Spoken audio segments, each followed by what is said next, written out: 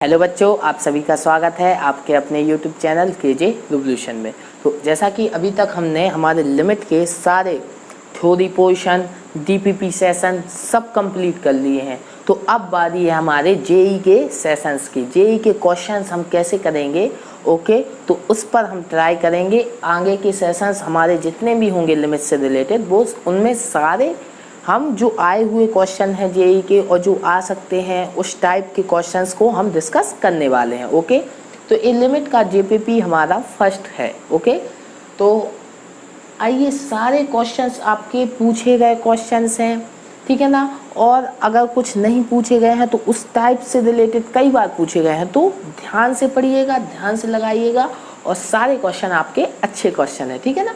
तो आइए फर्स्ट जो आपका क्वेश्चन है उसको देखते हैं। ओके, क्या है आपका फर्स्ट क्वेश्चन?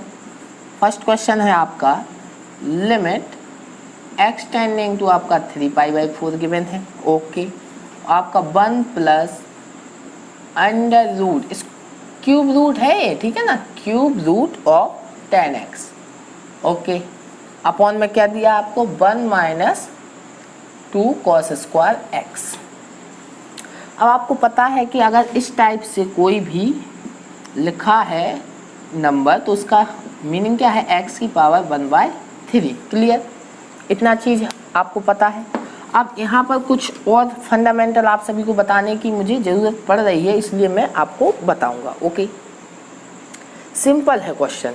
अगर आप देखें तो यहाँ पर अभी फॉर्मेट किसका बन रहा है, आप तो मुझे ये बता दीजिए आपका फॉर्मेट क्या है इसका। ओके, देखते हैं, तो बताइए। अब यहाँ पर 10 3π/4 का वैल्यू क्या होता है आपका? -1, और -1 होता है तो -1 की पावर आपका 1/3 आपका क्या होगा? यहाँ पर क्या होने वाला है? सिंपल -1 होगा तो -1 प्लस के 1 आपका 0 हो गया। तो न्यूमरेटर तो आपका 0 हो गया। अब डिनोमिनेटर पर आते हैं। डिनोमिनेटर क्या होता है? तो cos 3π/4 आपका क्या होता है? सिंपल, π/4 आपका क्या होता है? 1/√2। अब cos 3π/2 आपका क्या है? 217 डिग्री, ठीक है ना, है क्लियर? ओके, आप चेक करा लेना, यहाँ पर आप क्या कर लेना, 3 × पाई का वैल्यू रख देना आप 180 और 4, और आप डिवाइड करा देना तो आपको एंगल मिल जाएगा। लेकिन एंगल हमारा कॉन्सेप्ट नहीं है, आपको ये पता है कि π/4 का वैल्यू 1/√2 होता है। तो यहाँ पर cos 3π/4 का चाहे -1/√2 हो चाहे +1/√2 हो, दोनों के लिए अगर स्क्वायर होगा तो वो क्या आएगा आपका? 1/2 हो जाएगा। तो 2 से 2 आपका कैंसिल होगा, 1 - 1 आपका क्या होगा? 0 होगा। क्लियर? ओके, इतनी चीज़ आपको क्लियर हुई। तो अगर अब देखें आप तो क्या होगा, आपको 0/0 फॉर्मेट मिल रही है। क्लियर? मिला कि नहीं मिला? अगर 0/0 फॉर्मेट है तो अभी तो हम इसको सॉल्व नहीं करा सकते, तो क्या करना पड़ेगा? हमें सॉल्व कराना पड़ेगा, ठीक है, क्योंकि ये तो इनडिटरमिनेट फॉर्म है। अब देखो, इसको सॉल्व प्रोसीड कराने के लिए आपको कुछ एक चीज़ों की ज़रूरत पड़ेगी। सबसे पहले आपको पता है कि AQ + BQ = आपका क्या होता है? आपका होता है A + B, कोष्टक में आपका क्या होगा? A² प्लस क्या होगा? B² माइनस के AB। ये आपका फॉर्मूला होता है। क्लियर? तो इसी की हेल्प से हम इसको प्रोसीड करने वाले हैं। क्लियर? तो आप बताइए, एक चीज़ बताइए, यहाँ से अगर आपको A सिंपल है, आपका क्या लिखा है? 10x का पावर 1/3। इसी फॉर्मूले में अगर मैं A का वैल्यू 1 और B का वैल्यू 10x की पावर 1/3 सब्स्टिट्यूट करूँ तो क्या मिलेगा आपको? 1 का क्यू आपका 1 होगा, प्लस B का क्यू क्या होना? 10x होगा, क्योंकि क्यूब रूट है तो 10x मिलेगा, = A क्या होगा? 1 प्लस 10x का पावर आपका क्या होगा? 1/3। कोष्टक में क्या मिलेगा? A², 1 का स्क्वायर आपका क्या होगा? 1 प्लस B का स्क्वायर क्या होगा आपका? पहले -AB लिख लेते हैं, तो -AB आपका क्या होगा? -10x का पावर आपका क्या होगा? 1/3। क्लियर? अब B² तो क्या होगा? 10x का पावर 2/3। क्लियर? यही होने वाला है कि नहीं होगा? क्लियर? अब यहाँ से चूंकि क्वेश्चन में आपको ए दिया है तो 1 प्लस 10x का पावर 1/3 का वैल्यू हम फाइंड करेंगे। क्या आएगा आपका? 1 प्लस 10x अपॉन क्या होगा? 1 माइनस 10x का पावर 1/3 प्लस 10x का पावर 2/3। क्लियर? अब इसका वैल्यू हम इसमें डायरेक्ट सब्स्टिट्यूट करेंगे। क्लियर? तो अब हमारा बेसिकली क्वेश्चन यहाँ पर स्टार्ट हुआ है। ठीक है? अभी तक तो क्वेश्चंस को हमने समझा है, क्वेश्चन में जो दिया है उसकी वैल्यू को समझा है। अब हम प्रोसीड करने वाले हैं। ठीक है? तो करते हैं। क्या होगा आपका? लिमिट x टेंडिंग टू आपका 3π/4 होने वाला है। क्लियर? अब आपको एक और फॉर्मूला पता है, क्या है कि cos 2x is equal to क्या होता है आपका? 2 cos स्क्वायर x माइनस 1। ये आपका फॉर्मूला होता है। यहाँ पर क्या दिया है आपको? 1 माइनस 2 cos स्क्वायर x। तो 1 माइनस 2 cos स्क्वायर x किसके इक्वल होने वाला है? माइनस cos 2x के इक्वल होगा। ठीक है? तो इसको मैं इस फॉर्मूले की हेल्प से लिख देता हूँ। क्या होगा? 1 प्लस आपका क्या होने वाला है? 10x इंटू अपॉन में आपका क्या रहेगा? 1 माइनस 10x का पावर 1/3 प्लस 10x का पावर 2/3। क्लियर? अब 1 प्लस 10x यहाँ पर क्या लिखा है? 1 माइनस 2 cos स्क्वायर x, जिसको इस फॉर्मूले की हेल्प से हम क्या लिख सकते हैं? माइनस के cos 2x। क्लियर? इतना फंडा क्लियर हुआ कि नहीं हुआ? ठीक है? तो नोट डाउन कर ले। अब मैं आगे के क्वेश्चंस को सॉल्व करने के लिए एक क्लीन करने वाला हूँ। ओके? तो इसको मैं क्लीन करता हूँ। अब आप देखें तो अभी भी थोड़ा दिक्कत है। क्या दिक्कत है? कि अभी भी आप रखें तो ये तो टर्म आपका 0 बना रहा है, तो इसको तो हटाना पड़ेगा ना। तो क्या करें? देखते हैं। तो लिमिट x टेंडिंग टू आपका 3π/4 रहेगा। 1 प्लस 10x आपका एज इट इज रहेगा। अब cos 2x माइनस है तो माइनस को आप बाहर कर लें। ठीक है ना? माइनस आपका एक माइनस की cos 2x है, इसको मैंने बाहर लिख लिया। अब cos 2x का आप कौन सा फॉर्मूला लगाएं? tan वाला फॉर्मूला अप्लाई कर दे। तो वो क्या होता है? 1 minus 10 square x upon 1 plus 10 square x होगा। क्लियर? इनटू में 1 अपॉन, आप एक काम करें, इसमें लिमिट डायरेक्ट अप्लाई कर दें। इसको साथ में क्यों लेते चले? फालतू का एक्सपेंशन हम क्यों लगाएं? तो डायरेक्ट मैं क्या कर रहा हूँ? इस टर्म को अलग कर लेता हूँ और इसमें लिमिट को मैं अप्लाई कर देता हूँ। तो कराइए, लिमिट को अप्लाई कराइए। तो क्या होने वाला है आपका? कराएं। 1 माइनस इसमें अप्लाई होगा तो 10π/4, तो माइनस की 1 होगा 10π/4। तो माइनस की 1 की पावर आपका क्या होगा? 1/3 माइन प्लस 10π/4 माइनस की 1 की पावर 2/3। तो इसको -1 का स्क्वायर की पावर 1/3 लिख सकते कि नहीं लिख सकते? वही लिखा है, -1 की पावर 2/3। लेकिन अब आपको बेटर अंडरस्टैंडिंग इससे हो जाएगी। ठीक है? माइनस, अब मैं नीचे वाले को क्लीन करता हूँ आगे के सॉल्यूशन के लिए। ओके? ठीक है? अच्छा क्वेश्चन है, दिमाग अच्छा लगेगा। ठीक है? अब देखते हैं। लिमिट x टेंडिंग टू आपका 3π/4 रहेगा। अब 1 प्लस 10x, इसमें क्या करेंगे? सिंपल है, कुछ नहीं, इसको तो आपको कैंसिल आउट करना है। तो 1 प्लस 10x ये आपका न्यूमरेटर में जाएगा, तो 1 प्लस 10 स्क्वायर x हो जाएगा। और 1 माइनस 10 स्क्वायर x, इसमें a square minus b square का फॉर्मूला अप्लाई करें। तो 1 प्लस 10x होगा और 1 माइनस 10x होगा। और यहाँ पर अगर आप देखें तो ये क्या बन गया? 1 अपॉन 1 माइनस 1 की पावर 1/3 -1 होगा। माइनस पहले से है तो +1 होगा, और -1 का स्क्वायर +1 और +1 की पावर 1/3, डेट इज आपका फिर +1। तो ये तो आपका 1/3 बन गया। ओके?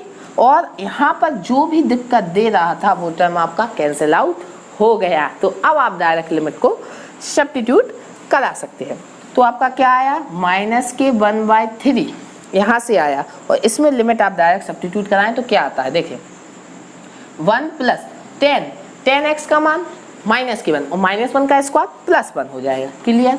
यहाँ पर 1 माइनस, यहाँ पर 10π/4 का -1 और माइनस माइनस आपका यहाँ पर -1 और ये आपका +1 हो जाएगा। तो 2 से 2 आपका कैंसिल आउट हुआ। यहाँ पर आपका आंसर क्या है? -1/3। क्लियर? चमका सभी बच्चों को। इसका वैल्यू क्या आ गया आपका माइनस के 1/3 आ जाएगा, ठीक है ना। यहाँ पर मैंने सॉल्व करके आपको बता दिया है, क्लियर।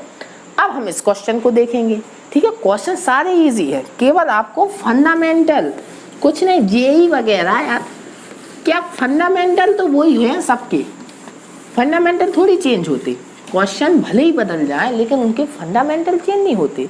बेसिकली चाहे बच्चे कितने ही बड़े हो जाएं लेकिन अपने पेरेंट्स से तो बड़े नहीं हो सकते ना, सिंपल वैसा ही है। फंडामेंटल तो आखिर किसी भी बड़े वृक्ष का जो स्टार्टमेंट कहाँ से होता है, बीज से होता है ना, तो सेम वही है। तो स्टार्टिंग तो कॉन्सेप्ट से हुई है, अब चाहे वो कितना ही विशाल रूप ले ले, कॉन्सेप्ट अगर हमें आते हैं तो क्वेश्चन तो आपके हो ही जाएंगे, ओके। अब देखते हैं हम सेकंड एग्जांपल आपका क्या है। तो जो सेकंड आपका एग्जांपल है वो क्या है, लिमिट x टेंडिंग टू आपका इन्फिनिटी है, क्या होगा x² plus x minus 1 upon में 3x² प्लस 2x प्लस 4 की power 3x² plus x minus 2, clear. अब बताइए, बेसिकली ये आपके 2 क्वेश्चंस हैं, एक इसमें लिमिट अप्लाई करनी है, एक इसमें लिमिट अप्लाई करनी है, और x tending to infinity apply करनी है, ठीक है। तो 2 आपके क्या है, अलग अलग क्वेश्चंस हैं, तो अप्लाई करके डायरेक्ट, ठीक है ना। तो अलग अलग हम इसको सॉल्व करेंगे। तो limit x tending to infinity, पहले इसको सॉल्व कर लेते हैं, x² प्लस x माइनस 1 अब उनमें 3x² प्लस 2x प्लस 4। अब इसका डिस्कशन मैं आपके साथ बहुत क्लियर कर चुका हूँ, अगर आपने मेरी सारी वीडियोस देखी है ना तो ये तो आपको आता ही है। क्या, अगर पावर सेम है आपकी तो आंसर क्या होता है, जो भी हाई एक्स पावर का कोफिशिएंट है दोनों में, न्यूमरेटर एंड डिनोमिनेटर में, उसका फ्रैक्शन आपका क्या होता है, अगर x टेंडिंग टू इन्फिनिटी आपका लिमिट दिया है वही आंसर होता है। और अगर आपको ऐसा नहीं करना तो आप x² न्यूमरेटर में और डिनोमिनेटर में कॉमन लेके भी इसको कर सकते हैं, क्लियर। तो इसका वैल्यू क्या आएगा, 1/3 आएगा। अब उस पर अप्लाई करते हैं, limit x tending to infinity 3x² plus x upon में x माइनस 2। अब देखते हैं, अब आपको इसको भी पता है, ठीक है, कि अगर आपकी न्यूमरेटर की पावर हाई एक्स है और डिनोमिनेटर की पावर आपकी कम है तो क्या आएगा, इन्फिनिटी आएगा। लेकिन इसको मैं चूंकि कई बच्चों को नहीं आएगा इसलिए सॉल्यूशन करके बता देता हूँ। आपको न्यूमरेटर एंड डिनोमिनेटर से हाई एक्स टर्म कॉमन लेना है, तो क्या होगा x², यहाँ पर 3 प्लस 1/x बचेगा, यहाँ पर क्या होगा आपका 1/x माइनस के 2/x² बचेगा, और ax² से x² आपका कैंसिल आउट हो जाएगा। और x टेंडिंग टू अगर आप इसमें इन्फिनिटी लिमिट लगाएं, यहाँ पर लिमिट x टेंडिंग टू अगर इन्फिनिटी लगाएं तो क्या होगा 3 प्लस 0/0 माइनस 0 डेट इज 3/0। ये आपका क्या हो जाएगा, इन्फिनिटी आएगा। आया क्योंकि 0 का अगर किसी भी टर्म में हम डिवाइड करें तो वैल्यू आपको क्या मिलता है, इन्फिनिटी मिलता है। तो बस अब इसकी भी लिमिट हमें फाइंड हो गई, इसकी भी लिमिट फाइंड हो गई, तो आंसर क्या आएगा 1/3 की पावर इन्फिनिटी। अब आपको पता है कि अगर किसी जो नंबर 1 से छोटा है उसकी पावर बड़ी करें तो वो क्या होता है, डायरेक्ट टेंडिंग किसकी ओर होता है, 0 की ओर टेंडिंग होता है। और 1/3 चूंकि 1 से छोटा है, अगर 1 से बड़ा होता और पावर इन्फिनिटी होती तब आपका वैल्यू किसकी ओर टेंडिंग करता, इन्फिनिटी की ओर। लेकिन यहाँ पर तो आपका 1/3 क्या है, 1 से छोटा है, तो इसका वैल्यू क्या आएगा, 0 आएगा, क्लियर। तो इसकी लिमिट की वैल्यू आपकी क्या आ गई, 0 आ गई, क्लियर। तो अच्छे क्वेश्चन है, आप लोगों को सभी को आने चाहिए, ठीक है ना, किस तरीके से हम इस कॉन्सेप्ट को करेंगे, क्लियर। अब देखते हैं हम अगले क्वेश्चंस को, ठीक है ना। अगला क्वेश्चन आपका क्या है उसको देखते हैं, ओके। तो देखते हैं अगला क्वेश्चन क्या है। अगला क्वेश्चन आपका एग्जाम्पल 3 है, क्लियर। तो आपका जो एग्जाम्पल 3 है वो क्या है कि लिमिट आपका क्या दिया है, n टेंडिंग टू आपका इन्फिनिटी गिवन है, और एक an minus 1 plus n² upon 1 plus n is equal to v, ठीक है ना। मतलब यहाँ पर वो बोल रहे हैं कि जो a है वो आपका क्या है, एक फाइनाइट वैल्यू है। तो अगर a आपका एक फाइनाइट वैल्यू है और b भी एग्जिस्ट करता है तब वो बोल रहे हैं a और b का वैल्यू क्या होगा। अरे तो हमें सॉल्यूशन तो करने दो, तो सिंपल है, देखते हैं क्वेश्चंस को क्या होगा। तो सबसे पहले आप n टेंडिंग टू इन्फिनिटी लिखे रहने दें, इसका एलसीएम लें तो n 1 प्लस n होगा माइनस के 1 प्लस n स्क्वायर होगा। क्लियर। अब आगे क्या होगा, 1 प्लस n होगा a इज इक्वल टू आपका v गिवन है। क्लियर। ए आपका फॉर्मेट है। तो यहाँ पर limit n tending to infinity लें, अंदर मल्टीप्लाई कराएं तो an प्लस an स्क्वायर आएगा, माइनस के 1 माइनस के n स्क्वायर आएगा और 1 प्लस n आएगा इज इक्वल टू v आएगा। क्लियर। और limit n tending to infinity करें आप तो अगर a माइनस 1 n स्क्वायर वाले टर्म को a हो जाएगा, a माइनस 1 हो जाएगा। क्लियर। प्लस an माइनस के 1 अपॉन में क्या होगा 1 plus n is equal to v हो जाएगा। क्लियर। अब यहाँ पर आपको बात करने की जरूरत पड़ सकती है।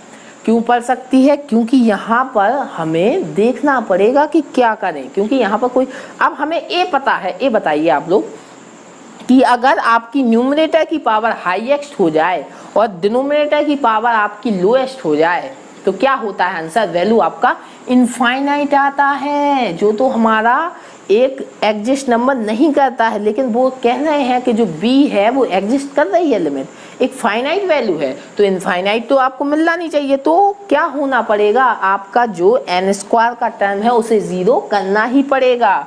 तो यहाँ पर क्या होगा, a minus 1 is equal to 0, तो आपका क्या आएगा, a इज इक्वल टू 1 आएगा। अब अगर n स्क्वायर का टर्म आपका क्या हो गया, 0 हो गया, तो क्या होगा an माइनस 1 अपॉन में n plus 1 is equal to b।